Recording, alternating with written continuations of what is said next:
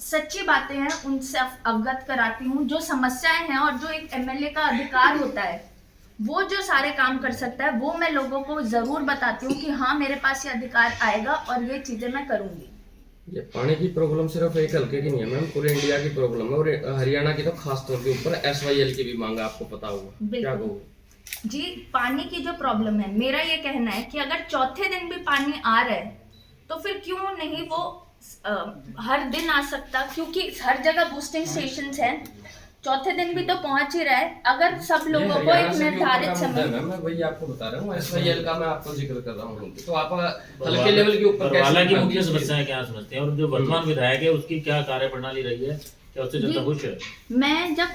मैं किसी और को, अपने विपक्षियों के लिए कोई कमेंट नहीं करती, क्योंकि जो जो काम कर रहे हैं वो दिख रहा है, प्रत्यक्ष को प्रमाण की जरूरत नहीं है। रही बात पानी की, जब हमें कोई पद मिलता है तो हर एक चीज का, चाहे कोई भी समस्या हो, उसका निवारण होता ही है। तो मैं वो होमवर्क करने के लिए तैयार हूँ। मैं ये नहीं कहती कि अच्छा ये तो ऊपर की बात है तो फिर मैं कुछ नहीं कर सकती। मेरा ये कर्तव्य बनता है कि अगर बरवाला क्षेत्र में कोई इशू है, वहां के लोगों को कोई दिक्कत है, तो मेरे को उसका समाधान करना है।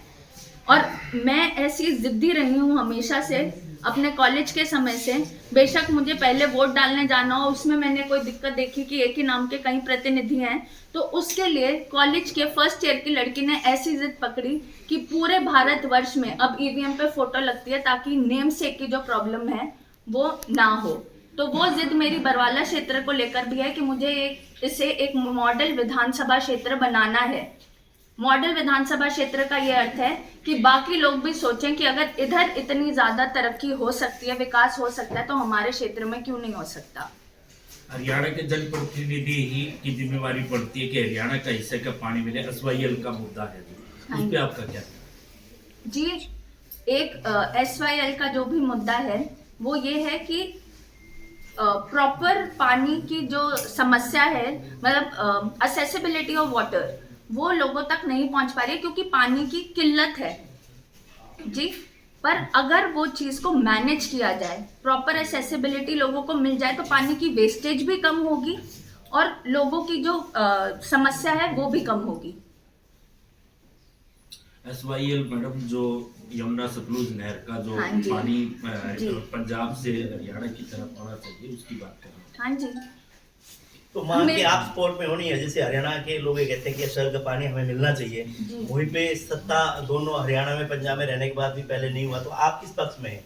वो पानी हमें चाहिए या आप सोचते हैं कि ठीक है जो चल रहा है ऐसा ही? मैंने जैसे पहले भी बताया कि मैनेजमेंट ऑफ वाटर जरूरी है। एक चीज मैं बोलूं कि हमारे पास सारा पानी आना चाहिए, मैं एक देशभक्त भी हूँ, मैं किसी और का हक मार के अपना हक लेने में विश्वास नहीं रखती। पर मैं ये भी साथ में कहूंगी कि प्रॉपर मैनेजमेंट ऑफ वाटर, जरूरी नहीं है कि हम सारा पानी लें, पर हमें हमारे शेयर का पानी मिलना चाहिए। तो यही मैंने पहले आंसर दिया था कि प्रॉपर मैनेजमेंट जरूरी है, और मैनेजमेंट एक प्रतिनिधि ही कर सकता अब है। काफी किसान बॉर्डर के ऊपर बैठे हैं, हरियाणा के काफी लोग जो है वो पानी मांग रहे हैं कि भाई हरियाणा का हक जो है वो उसको मिलना चाहिए। तो अब आप किसानों की तरफ है कि उनको एमएसपी दी जाए, या फिर उससे पहले हरियाणा का हक उनको दिया जाए जो पानी उनको चाहिए?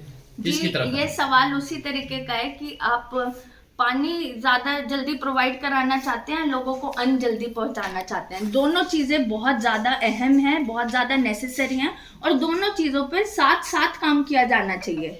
किसानों की एमएसपी भी बहुत जरूरी है और लोगों के पास पानी पहुंचना भी बहुत जरूरी है। इसमें से किसका पड़ला ज्यादा भारी है, किस पे पहले अटेंशन देनी चाहिए, वो नहीं होता। मल्टीटास्किंग करनी बहुत जरूरी है। एक जगह कहीं दंगे हो रहे हैं और एक जगह कहीं किसी चीज की कमी की वजह से लोग मर रहे हैं, तो दोनों जगह लोग मर रहे हैं, दोनों जगह इक्वली अटेंशन देनी पड़ेगी। हर हल्के के मुद्दे अलग होते हैं, लेकिन अभी तक आप जो है बरवाला के मुद्दे नहीं बता पाएंगी। बरवाला की समस्याएं मुख्य क्या है? जी, बरवाला की मैं आपको गांव के हिसाब से समस्याएं बता सकती हूँ। मैंने एक डायरी तैयार कर रखी है, हर एक गांव की जो जो समस्याएं उनका समाधान करके उनकी रणनीति बना रखी है। बरवाला जो शहर है उसकी जो मुख्य समस्याएं हैं वो है पानी भरने की। जो बरवाला शहर है वो निचले हिस्से पे है, आप कितनी ऊंची सड़कें उठा लो तो भी उधर पानी भरेगा, और अगर वो सड़कें ऊपर हो गई तो वो घरों में भरेगा, गलियों में भरेगा। तो बरवाला की जो सबसे बड़ी समस्या है वो पानी की ही है। अगर आप उसमें बड़ी सीवर पाइप्स डालें जहाँ पे पानी की निकासी रहे, तो वो चीज़ थोड़ी कम हो सकती है। और अगर वो पानी नहीं भरेगा तो हो सकता है कि वहाँ की सड़कें भी ना टूटे। अगर वो पानी नहीं भरेगा, हो सकता है उधर जो पानी फ्रेश वाटर सप्लाई की जो पाइप्स हैं वो ना गलें, तो लोगों तक पानी भी पहुंचे। उसी तरीके से जो गांव की समस्या मैंने आपको बताया था, कागज पत्री की सबसे ज़्यादा समस्याएं हैं। उसके अलावा बिजली के हाई रेट्स जो हैं लोगों के पास आ रहे हैं, गलत बिल अगर लोगों के पास पहुंचते हैं, उनकी फैमिली आईडी में वो फीड हो जाते हैं, उससे उनकी इनकम बढ़ जाती है, उससे उनके राशन कार्ड कट जाते हैं। तो एक बहुत विशिष्ट साइकिल बन चुकी है और इस चीज़ पे मैंने एक रणनीति तैयार कर रखी है।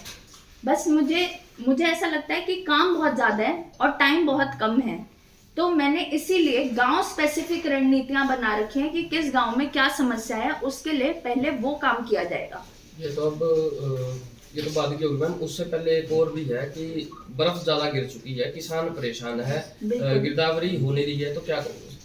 जी, 6 महीने पहले भी मैं किसानों के साथ, उन्होंने कोर्ट के सामने ही धरना लगा रखा था कि उनको कंपनसेशन जो इंश्योरेंस होती है वो नहीं मिल रही है। उसमें भी मैं उधर पहुंची थी। उसके इंश्योरेंस के पैसे तो आए नहीं थे। अब जो ओले पड़ने की वजह से उनकी जो फसल खराब हुई है वो थर्ड फेज ऑफ फसल, मतलब एक फसल खराब हो गई, दूसरी खराब हो गई, अब तीसरी भी खराब हो गई और अभी तक उनकी जो लड़ाई है वो पहली कंपनसेशन के लिए ही चल रही है। तो इसके लिए मैं यही कहना चाहूँगी कि मैं अपने सभी किसान भाइयों के साथ हूँ। हम कितने भी एडवांस हो जाएं, कितने भी आगे पढ़ लें, कुछ भी कर लें, पर अन्नदाता किसान ही रहेंगे और उनके साथ मैं हमेशा खड़ी हूँ। सातरोड के काफी लोग हैं मैम जो मेरे को मिलते हैं, मैं भी बेसिकली सातरोड से ही हूँ। हाँ जी। उनका ये कहना है कि आप सातरोड में तो नहीं रहते, लेकिन सातरोड का नाम इंपोर्ट करके आपने अपने साथ में लगा रखा है। जी, मैंने सातरोड का नाम 2 वजह से लगा रखा है। पहला कि मैं नहीं चाहती कि मैं एक गोत लेकर आगे बढ़ूं। मैं चाहती हूँ कि लोग मुझे अगर पूछें कि आपका गोत क्या है, तो मैं उन्हें बता पाऊँ कि मेरा गोत इंसानियत है। तो उस चीज़ को हटाने के लिए एक सातरोड लिखा है। और दूसरा, मैं चाहे जो भी काम करूं, बेशक वो तीर्थ रथ चलाना हो, वाईफाई लगाना हो या कोई भी मेरा जन सेवा का काम हो, उसमें मेरे साथ साथ उस क्षेत्र का भी, उस गांव का भी नाम हो रहा है जहां से वो सारे काम मैं कर रही हूँ। मेरा जो कार्यालय है, हमारी जो कर्म भूमि है, जहां से हमारा घर चलता है, जहां से मैं जन सेवा कर पा रही हूँ, वो जो गांव है वो सातरोड है। तो मुझे ऐसा लगता है कि सातरोड को वो इज्जत प्रदान करना मेरा कर्तव्य बनता है। ये तो आप बरवाला भी लगा सकते थे। जी बिल्कुल। मेरे से जब पूछते हैं कि सातरोड क्यों लगाया, आपने बरवाला क्यों नहीं लगाया, तो सातरोड का यही खास बात है कि वहां से मैं काम कर रही हूँ, वहां से मेरा घर चल रहा है, वहां से हमारा सारा काम चल रहा है, तो फिर उसको पहला हक मैं देती हूँ सातरोड को, और ये मैं खुल के देती हूँ। लास्ट कोई मैसेज देना चाहते हैं?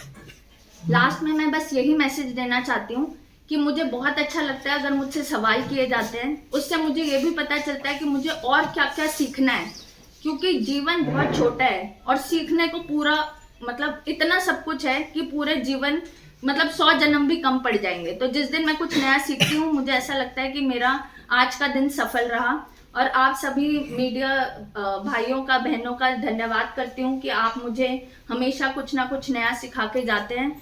और उसी के साथ मैं आप सभी को एक बार फिर रिमाइंड करना चाहती हूँ कि 8 मार्च को ज़रूर पहुँचें। अंतर्राष्ट्रीय महिला दिवस और महाशिवरात्रि के उपलक्ष्य में जो नारी सम्मान समारोह हमने रखा है, उसमें मातृशक्ति का होना बहुत ज़रूरी है, तो एक बार ज़रूर पहुँचें। धन्यवाद।